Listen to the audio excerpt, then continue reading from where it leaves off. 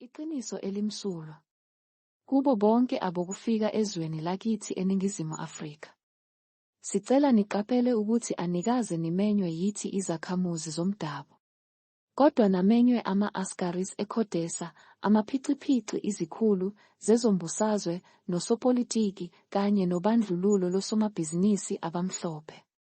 Sikuluma nabo bonke abokufika kodwa kakhulu namaZimbabweans. Sekwanele ngokudelela nokweyisa kwenu. Hambani niyolungisa amazwe akini niyeke ukusinika izeluleko. Asikaze sinicele.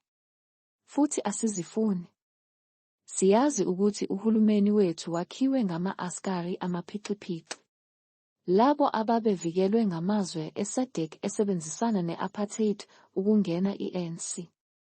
Yebo, izwe lisengozini ngoba amazwe eSADC ayebavikela aze amaphoyisa namasosha abo abulala ozakwethu ukuvikela lama-Askari amaphixiphixi uma esedaluliwe.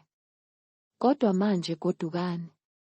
Lokho kubusa eninakho kuphelile. Siqinisekile ukuthi siholwa ama-Askari ephalamende. Sizobhekana nabo laba bethu. Kodwa nina Godukani. Iqiniso elimsulwa.